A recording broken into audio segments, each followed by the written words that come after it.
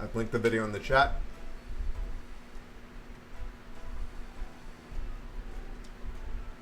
We're going to go through it point by point, but I encourage you to watch it yourself separately. You know, obviously watching it in real time, we can kind of adjust our opinion on things, can change how we think of things. And a lot of times when they're considering things like use of force, it is very much dependent on, you know, real time. Not that that's really going to come up here, because this isn't a shooting situation. So, I will also warn you that this guy died. Like, this is we're effectively watching a murder, or at least manslaughter. You know, not intentional, but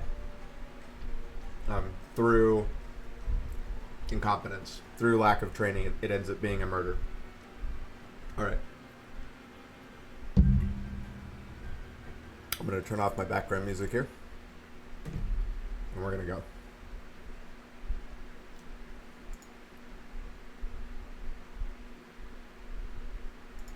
August 10th, 2016, 32-year-old Tony Timpa called for 911 for help. He was off his mental health medication and had taken drugs, he told a dispatcher.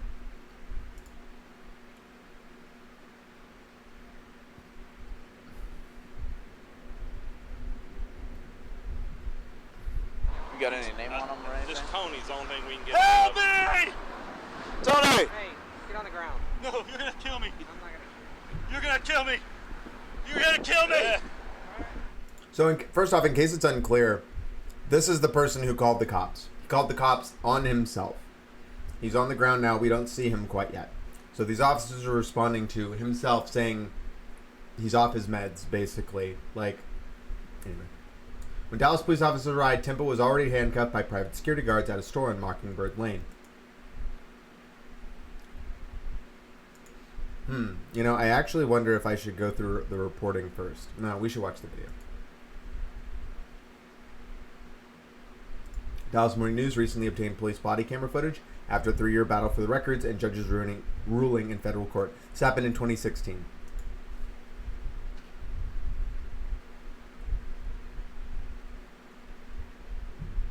Hey, Tony.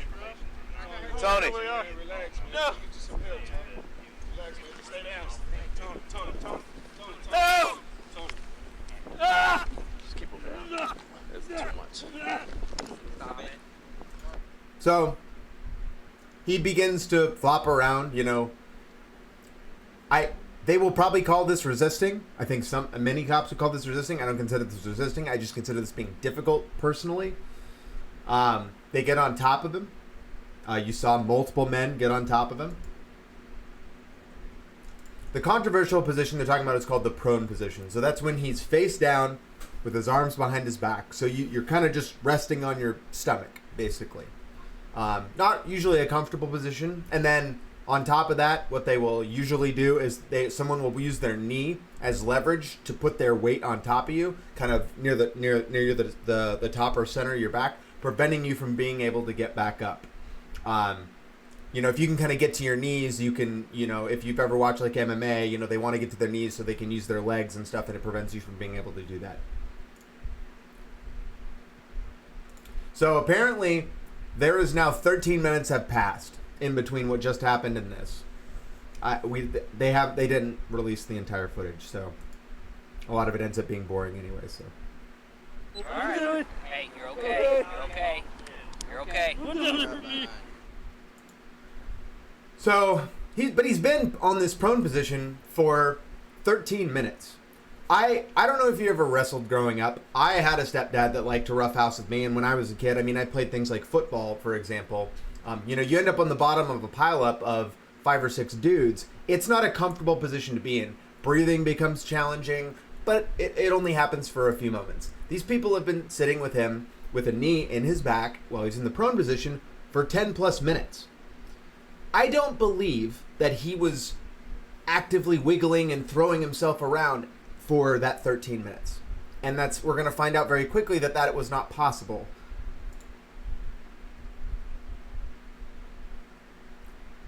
Most of the criticism I have seen is around the cops' laissez-faire, kind of jokey attitude during this whole situation.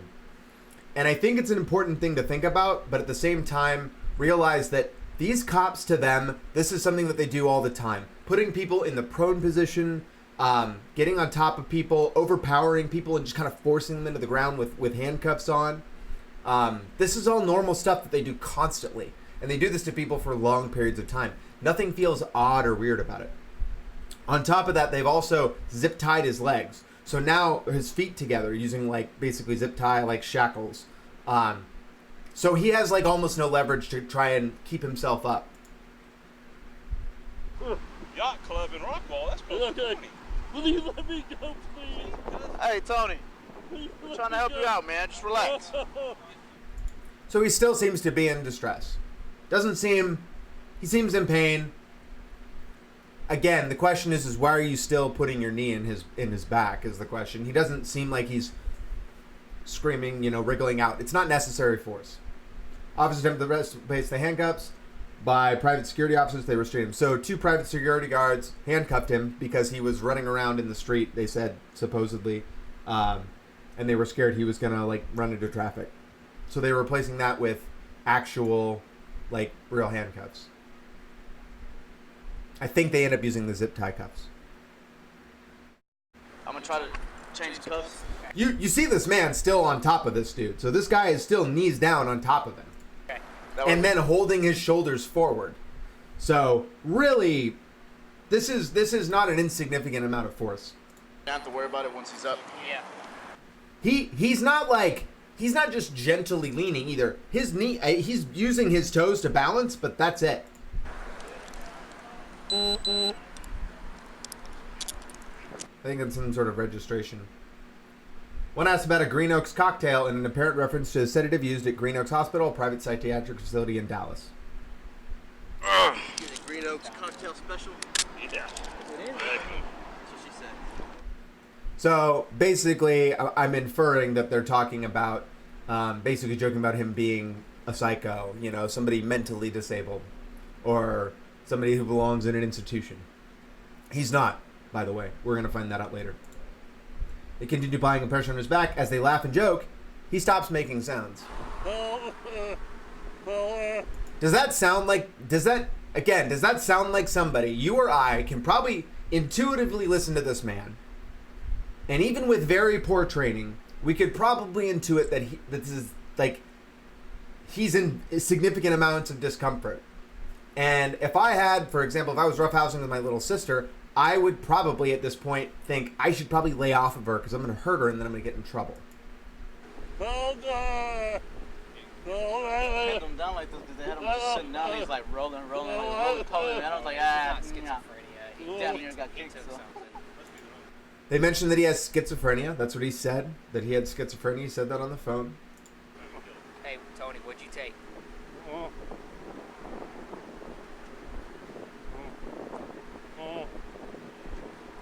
took some. What's the plan? Again, they're all standing around this guy. Nobody sees this as being weird. This is all so normalized to them. Whatever training that they've all had, none of them are looking at this and saying, man, should we lighten off this guy? Is this under control? And there's multiple men there.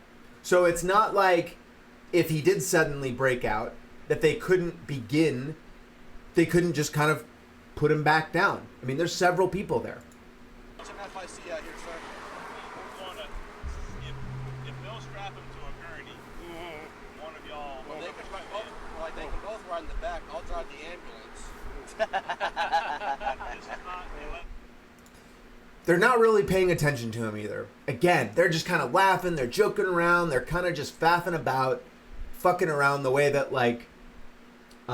construction workers are just kind of standing around most of the time. I mean, that's kind of what it feels like. A lot of things when I've had disagreements with people who support a lot of excessive uses of force, like going to a gun first instead of a taser or less than lethal, or for example, throwing somebody to the ground, kind of early if they're not being entirely compliant. They talk about, we don't have enough time. We don't have all this time in the world to kind of just sit around and make this happen. And when they say stuff like that, I think about situations like these where there's 5 or 6 officers standing around one guy who's completely restrained, who's not a problem anymore. And I think about that inefficiency, and there's a disconnect with that type of behavior and that type of thought process. Yeah,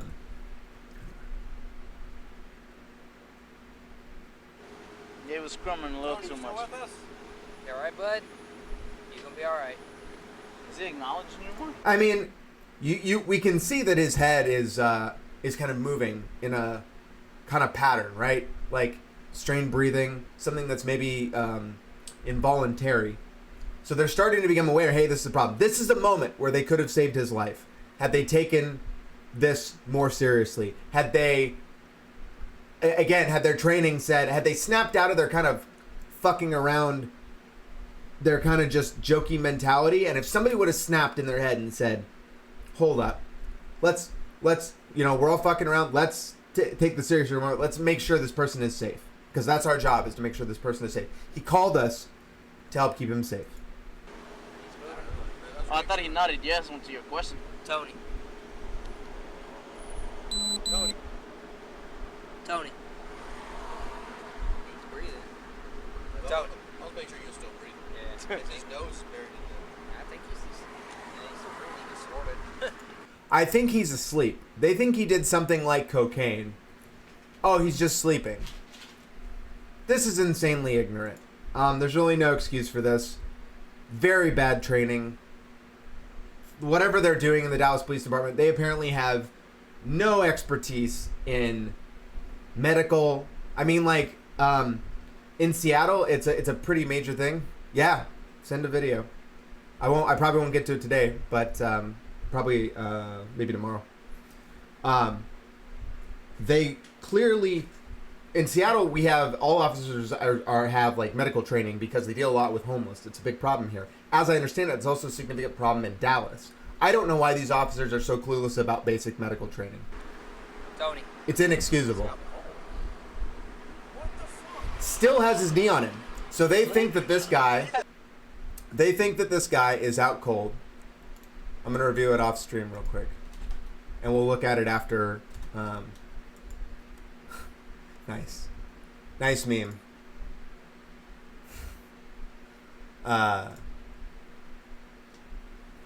So they're putting this knee on this guy, and they think he's out cold. Snoring, that's what it was. Yeah, he's asleep.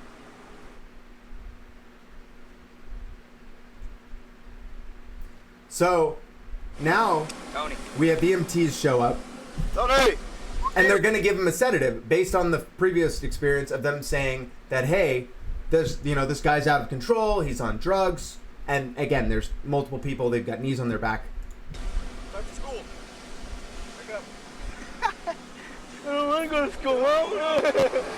school. They're so convinced. The thought process that he might be passed out, that he might be incapacitated due to their actions is just so far off their mind. It's nowhere near the top. That they're joking. And that's what a lot of people are so pissed off about, is the jokes, because they feel callous. They feel just disconnected from the fact that this man is dying, because it is.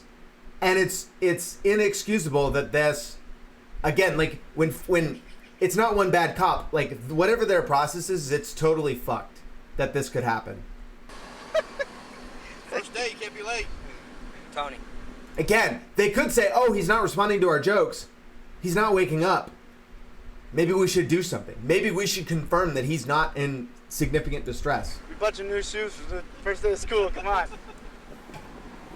Made breakfast, scrambled eggs, your favorite. What, waffles? Waffles. Fruity, tutti, fruity waffles.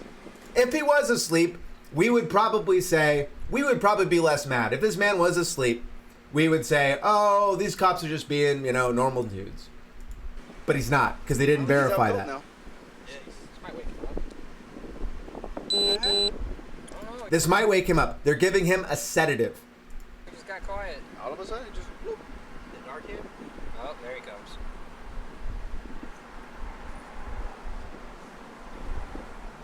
There he comes. Sound like he was snoring. Sounds like he was snoring. No thought process that maybe he might be breathing in distress, because people who snore or are making sounds like grunts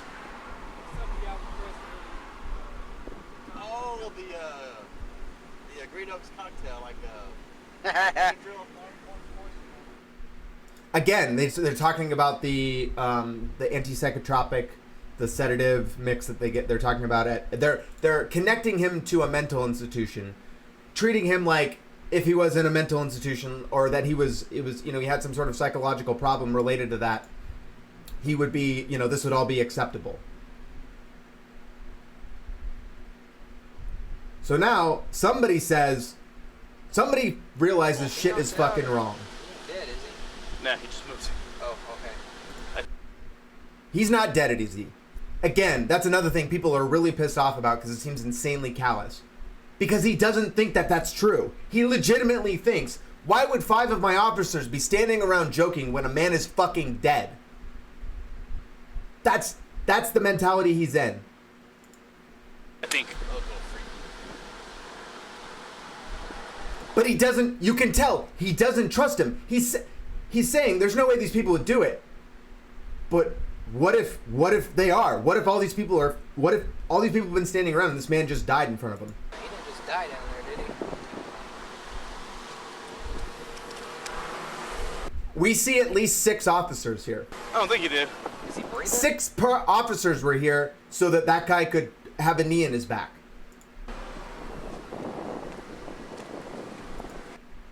Now they're shaking him and they're realizing, oh, the thing they should have done 15 minutes ago when he was breathing in distress, now they're doing it. When the guy makes the face, this guy makes the face, uh-oh. Watch this dude's face. He kind of does the gym face of, oh, this dude. That guy's smiling. He's smiling because in his mind, there's no way he's dead. He's absolutely just fucking asleep. It still hasn't fucking hit him. Right here, as he goes in the gurney, he's completely unresponsive. It still hasn't fucking hit him. All this weird shit. I love how. This is why people are so fucking mad at this. But again, they think that that's a possibility. I see it differently. I see that they're so poorly trained, they're so incompetent that this is just not even a possibility in their mind. They've walked through all their training and nobody said, hey, if you punch a knee into somebody's back for 40 minutes, they might stop breathing if they're not in peak physical health. Because these people didn't, who knows if they asked him if he had a medical condition. I mean, they know he did because he said he was bipolar, whatever. We ain't friends.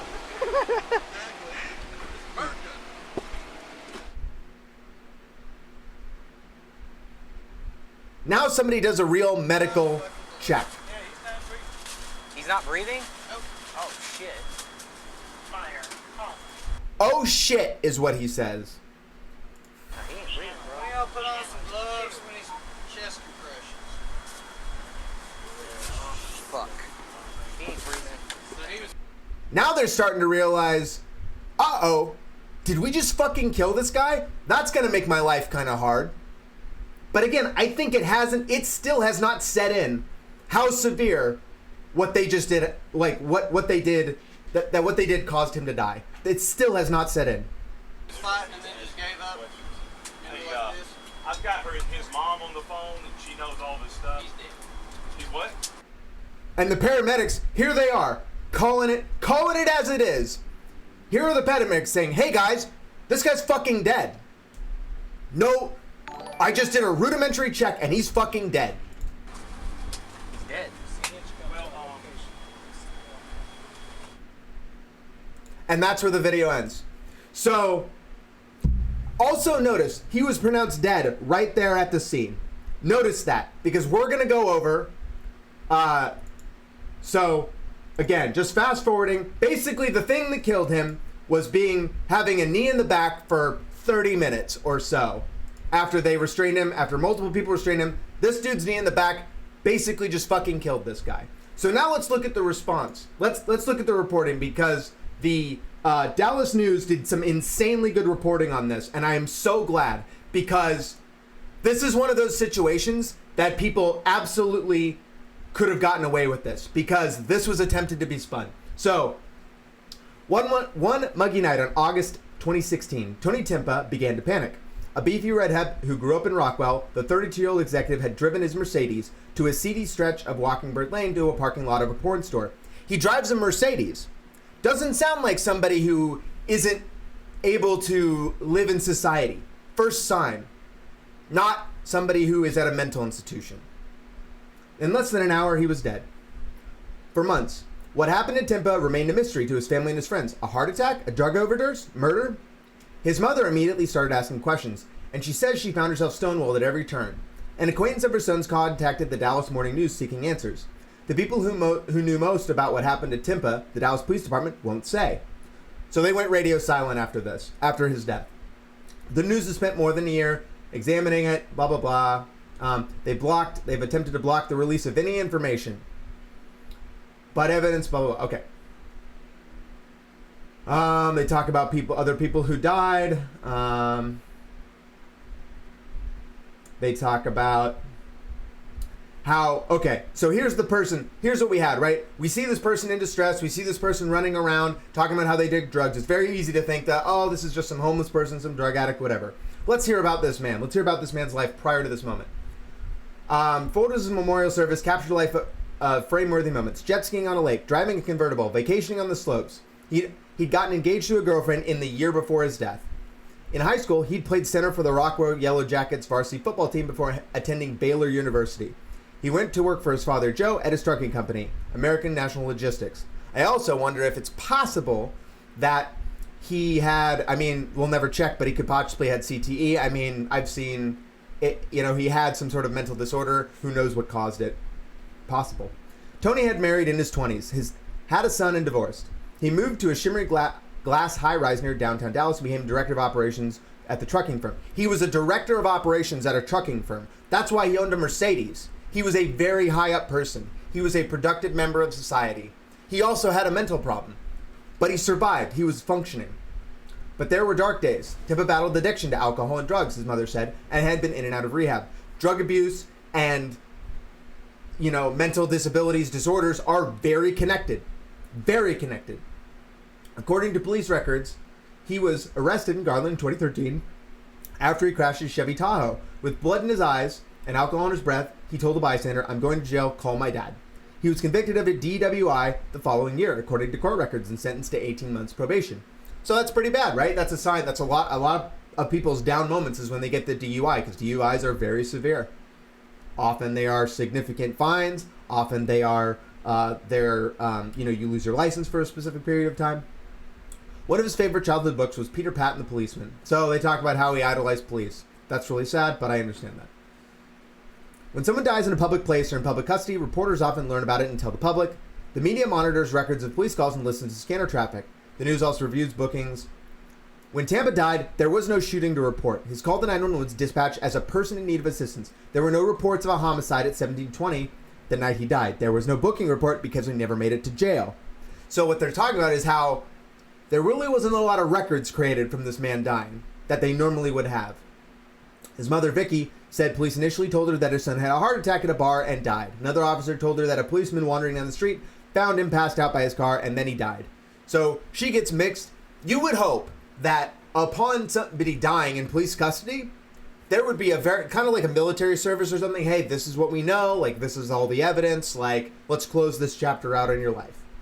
When it happens, though, in cops, their first reaction is to, can we just kind of make this go away? The way that, if you were trying to return something outside of the 30-day warranty or whatever at a Best Buy, they're trying to kind of, we don't do returns.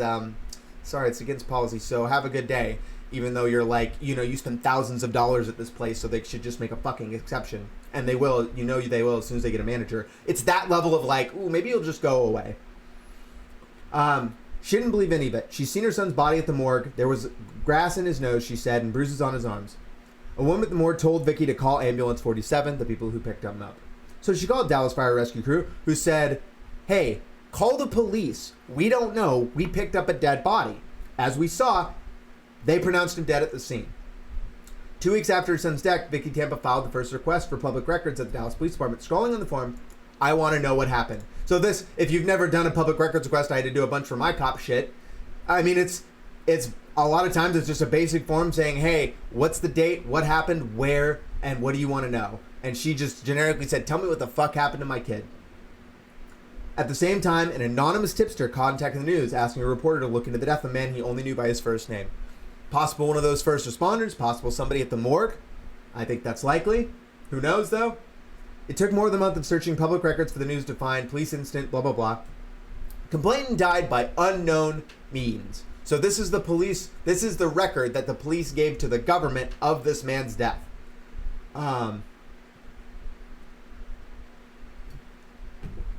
When someone dies during an interaction with law enforcement, the agency involved must file a report within 30 days to the Texas Attorney General's office. That office maintains a database of reports, but doesn't vet the information, so they do no investigation at all on this.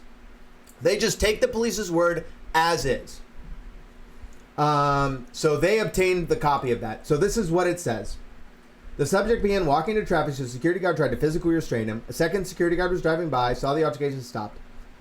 At this point, an officer arrived and put him in handcuffs. Additional officers arrived and they attempted to gain control of the subject. An emergency vehicle was called to the scene and the subject was placed in the ambulance. Then he stopped breathing. The subject was transported to the hospital where he was pronounced dead. They didn't use anything. 3 of the officers were wearing body cameras. So on their report, they falsely said that they got him into the ambulance and then he stopped breathing and then he died. They had body cameras. There's no excuse for this to be incorrect. How you doing, Finger Blaster? I'm yelling about stuff. Timpa was an unidentified man at the New Fine Arts, the porn store. Witnesses said he became irrational and fled, believing someone was after him. He ran into traffic, so the security guard subdued and arrested him. Fine. Subject was placed in the ambulance, and then he stopped breathing. One seeking Dallas police incident reports and 911 calls related to Timpa's death. Another requesting copies of autopsy. So they get the autopsy details. And then, on the autopsy details, they pronounce it homicide, sudden cardiac death. So the coroner said, in the coroner's report on his death, they said this was a homicide due to sudden cardiac death related to drugs and physical restraint.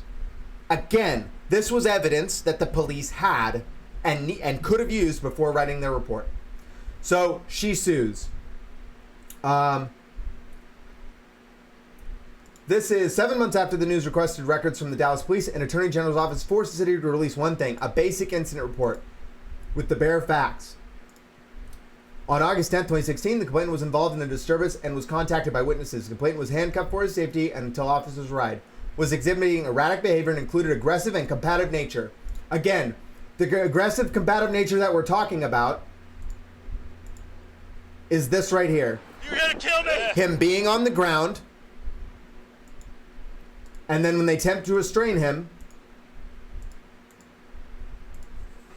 Tony. Relax, man. No. Get you some help, Tony. Relax, man. Just stay down. Tony. No! Tony. Ah! that's their aggressive behavior. They hide behind generic language like that all the fucking time. That's what cops do. They use the generic language hoping that you will infer something far worse. But it's rarely that bad because that is not aggressive behavior. He rolled on the fucking ground. It is erratic though, slightly. DFR was called into the location after the complainant began to exhibit medical distress. The complainant was transported to Parkland. I should acknowledge it's possible that there's more here that I don't see. It is absolutely possible that that's not the worst of it. I don't fucking think so. I'm sure they'd bring that shit up. Complainant was transported to Parkland. It would be way more specific. Complainant was transported to Parkland where he died. He died at Parkland from unknown causes. Was pronounced deceased by Dr. Combe 11:30. Again, lying about what the fuck happened. And they knew it. There's no reason they should write a report that is that inaccurate. No reason. Heavily redacted document tells a different story. Blah, blah, blah. They bring up the aggressive behavior. That directly contradicts what Dallas police officers told the Attorney General's office on Tampa's in-custody death report, which asked, did the deceased at any time verbally threaten the officers? Was this being handcuffed? So they do, as part of that report that they give to the Attorney General, they have to give all those details. And what did they say? Did he appear intoxicated or on drugs? Yeah. Threaten officers? No. Resist being handcuffed? No. Try to escape or flee from custody? No. Grab or hit? No. Use a weapon? No. Doesn't really fucking match up, does it? I hope I didn't kill him. Vicky Tampa's lawyers finally got access to the crime scene material in late April, including the 911 calls and the body cam footage that they've been fighting for since 2016. It has taken them 3 years to get this information. 3 fucking years that they have tried to, again, punt along, delay, prevent this type of behavior. That's what they try to wait you out because they're a huge government agency with lots of people working on shit, and they think they can just wait you out, which unfortunately works a lot. The federal judge in this case allowed the city to submit the recordings under protective order, so the news has not been able to review them. But Henley said his staff spent weeks reviewing the 911 calls and witness statements taken. The suspected... Okay. What they saw was a radically different story than the Dallas police initially revealed in the incident report and the custodial death report. The lawyer's account in the court filings of what they saw and heard is backed up by pleadings from another set of attorney representing Timpa's father, who filed a summer to join the lawsuit. So, from the porn story he's sitting from, he called 911 and told the dispatcher he feared for his safety. He suffered from anxiety and schizophrenia and was off of his medication. It also says he told he told them that he was unarmed. Please help me, is what he said to the dispatcher, expecting help from the police. This is a huge problem. We expect help from the police. And as we've established in other case law and other situations, the police do not actually have a duty, and it is being taught to them they don't have a duty to keep you safe.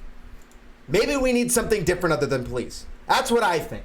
I think police should never be involved in this type of situation. Maybe one. Anyway, we'll get to that when I talk about the reforms that are needed. A security guard followed Timpa out of the store and witnessed him run across Mockingbird Lane in shorts and bare feet. Another security guard saw the commotion, so they came up to him, they restrain him. Finally, officers get on the scene. He had been on the force just a year, so this is a pretty new officer. Danny Vasquez. Officer. So there's 4 officers there now for one dude who wasn't fighting, who wasn't armed, nothing like that. 3 of the officers wore body cameras. Tony's head and shoulders shows a better angle of the screen. Okay. So, obviously he cries. Now this is talking about the video that we just watched. He explains that he did coke. It's illegal, but I took a little bit. Again, he's trying to be truthful because he wants help. He's fucking scared. He used his knee to pin his left shoulder for more than 2 minutes, the family's lawsuit says. Dillard put the knee on the center of Timpa's shoulder blades, pinning him down with his body weight. Once again, this is the hold that we're talking about here. Again, I don't know if any of you have older siblings, older brothers, older sisters, stepfathers, fathers who horsed around and did shit like this to you. It's fucking painful. It hurts. It's very uncomfortable. And if someone actually doesn't give a shit about hurting you because they're not paying attention, this can be lethal. Unfortunately, is what we learn here. Keeping someone face down and bound in the arms and legs is known as the prone position. Several studies have shown it may increase the risk for asphyxiation and sudden death. Officers rifled through his wallet. So they talk about all the comments they made at the end.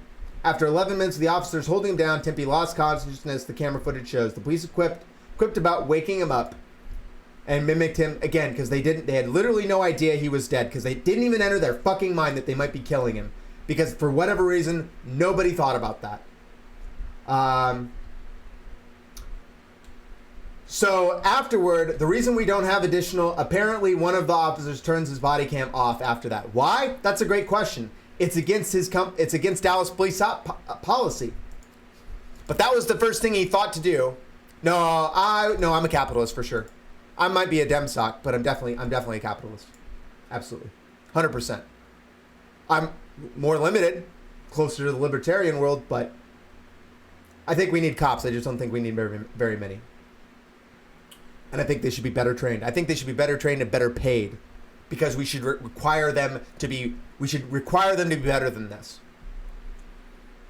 But he turns off his fucking camera. That's his first reaction to being scared that something might have gone wrong is he turns off his camera. Problem. Pretty big problem. That's not the new guy. That's the older guy. The officer's response.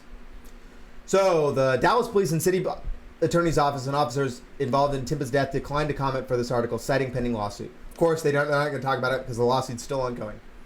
Lawyers for the officers have denied the allegation of misconduct, and they argued that he suffered from sudden cardiac death while in police custody. Sudden cardiac death. The officers do not dispute many of the basic facts, thankfully. They say they didn't know that he was unarmed. Absolutely no reason to know that. So not only did he say it, but they had him down on his knees for 15 plus minutes. When have you ever seen a cop take somebody like this, restrain them, and not check them for weapons? Have we ever seen that before in America? Nobody does that. That's never not a thing. So that's bullshit. Again, either poor training or just absolutely a lie. But they say, early in the encounter, Timpa violently kicked and rolled while he was perilously close to the roadway of Mockingbird Lane. Again, the violent kicking and rolling they're talking about is what we saw here. Again, let's just check it out one more time. Hey, Tony. Tony. No. Nobody's here. The empty roadway, the 3-lane empty roadway with 5 cops around him. Too much. That's what you're fucking freaking out about? Fuck that. Unbelievable. The level of force they used was necessary to keep him from rolling into the roadway. Okay, they pulled him away from the roadway, and then you needed 5 dudes standing around while you watch one dude stand on top of him? Okay. They say that Timpa kicked an officer, but also that he was disoriented and asked for help. In the court filings, they reported he received an injection in the shoulder from paramedics, at which he stopped screaming and made a snoring sound. So again, their recollection of how this went, where Nodded yes onto your this is where he's at. This is when he was stopped responding. When does the paramedic show up? Tony. Sure as shit later than this. New shoes for the Here's the paramedic to distribute. Here's the paramedic to distribute the shit. waffles. They're making jokes about him being asleep. Again, another complete fabrication for absolutely no reason. Why would they do this? The video, they either they don't think the video exists, they didn't review it, or they're just trying to lie. There's only three fucking responses, and none of them are good.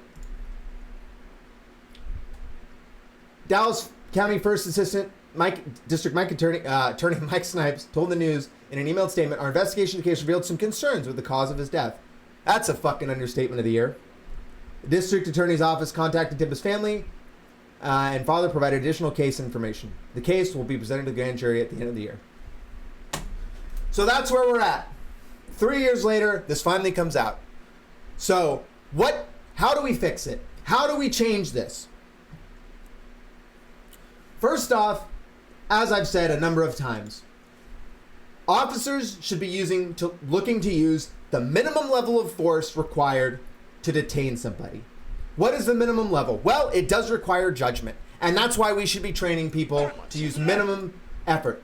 Did he need a knee in the back at some point? Maybe. I'm on that. I'm on that. Sure, do it. Do it for a little bit until he becomes not freaking out. Right here, where he's still responsive, where he's still alive, where he's still talking. Now's the point where you can probably let off. You can probably let that off, though. Minimal. We don't know if he's got a heart condition. I don't know if they asked him any of that information. Even if they did and he responded no, they're not doctors. They're not. They should be treating him as if he could be a small child, and again that they could hurt or kill him. They have to understand that. Training has to teach them that. Unverified reports can change the perspective of the police officers. He said he took drugs. To a police officer, that might indicate, I could see how that can indicate to them based on their training. If he took drugs, he might be more unpredictable. He might be stronger. He might freak out more. He might be violent. He might be illogical and irrational. These are all things that are reasonable things to consider when somebody says they took drugs. But we don't know that. This is him he's prompting that information. So cops should understand that if somebody's prompting that for the information, they have at least a little bit of logic that they're probably not going to be in that. They're not the guy who's coked out and has a knife and is slashing at people. They need to treat. This is the hard part about being a cop. is that every interaction needs to be treated in a unique way. You can never get into the retail or the grocery store mentality where the grocery store clerk is just fucking check, beep, beep, beeping your shit and just kind of moving on to the next. Hello, how you doing? If you want to do that, you can go to a grocery store and get paid 30 grand a year to be a fucking checkout, to be a fucking cashier. If you want to be a cop, you have to treat every interaction uniquely. You have to. People's fucking lives matter. And this is what's on the line. So when you prep people with the drug, they automatically get into that cashier mentality of, oh, this is how this interaction is probably going to go down. That's why they treated him like he was out of a mental institution. They dehumanized him. Oh, he's just a lesser dude. He's psychotic. He's got mental issues. Like, oh, he's just he's just a crazy guy. Like that was where their mind was prepped going into this situation. And that is what led them to not recognizing the problems that came up. The training for these guys and how they treated, how they dealt with this medically, how they see him on the ground and they think we should pat him and make sure he's okay. We just want to like reassure you, hey, everything's gonna be fine, dude. Well, he's fucking dying. This is just, he looks blue to me. Maybe this is something from the lights. Maybe this is something externally. I don't know. Like, it's possible that this video is distorted in some way, but it's also possible he's literally turning blue and somehow they don't recognize it. Yeah, so this is a thing that I think needs to happen when we talk about getting rid of cops or reducing or how people handle it in crisis. I don't think if somebody is in mental crisis, I don't think a cop should be involved. I understand that cops have a challenging job. I understand that they're required to deal with a lot of diverse interactions. So when there's and maybe this is the problem, is that if somebody's committing a crime, or if they're calling the police, or if they're running around, or they're doing something illogical, they're almost always in some sort of mental health crisis, even if it's temporary, like anger, frustration, whatever. But we need people there. We either need to train cops how to deal with people in psychological distress, or we need to remove them from the equation. I think a social worker could have gone out and dealt with this man, maybe with the assistance of one or two cops, for sure. Maybe with that, a little bit of that assistance, to ensure that he didn't become violent. He's a large man. It's possible that, you might need 2 or 3 people there, but one of them needs to be a medical health professional. 100%. Because they need to be able to interact with these people. Somebody who has fucking any type of training. You need empathy for people to be able to do this job. And there's just no empathy here for this man and for what he's suffering through. That's how we fix it. It's not as much as, and that's what's very frustrating, because as we get into, the place where I see this, the bad cop, no donut, where the reaction is fuck the police. This is where we get to, because unfortunately, we look at the officers and we see their faces and their names, and we get so angry at them individually. We get so angry at them personally when they are loaded to fail. They are thrown out there and they are poorly trained, and the departments are not held to any standards for training for these types of situations, and they're not held accountable, and they do everything they can to try and prevent the truth from getting out there. Again, they lie, they push you back, they prevent the information from getting out there. They just reject accountability. That's not the individual officers rejecting accountability. That is the fucking Dallas Police Department rejecting it. That is, how big is the Dallas Police Department?